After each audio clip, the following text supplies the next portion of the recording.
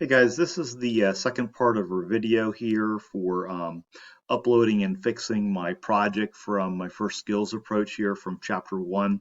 So again, what we had to do is go back in the Word and we want to add in the information that was missing here after Microsoft Office 365 project.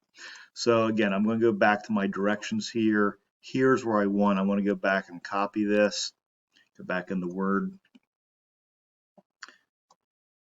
space, and I'm going to paste that in. I'm going to do text only because I'm going to compare it back to the answer.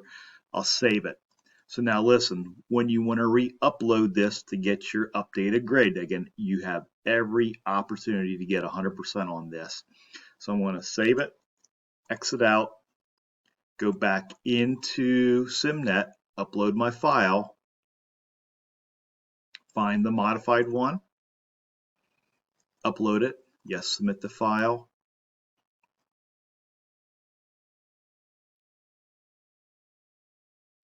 And now it will indicate that I have 100%, that I've earned everything on here.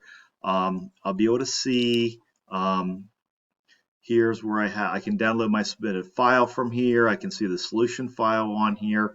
So again, in this case, you'll be able to see, again, since I'm not really a student here, you'll be able to see like your previous attempts on here. But again, you will have multiple attempts on this to get this right. So it's important that you understand that you go back and you do this. And it's important you learn how to read, okay, what's like correct, what's a partial, and what's just flat out wrong.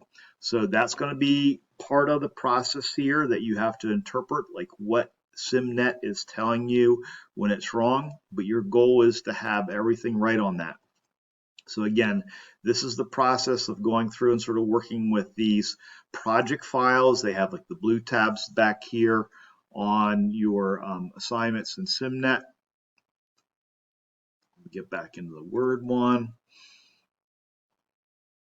Notice it's submitted on here. If I go to my gradebook, I should get the points that I have for that. But again, understand this is what you have to be doing for your projects within each of these chapters. So you will be using Word, so you have to make sure this is when you have to have the actual version of Word, Excel, and Access on your device to be able to do this. Let me know if you have any questions.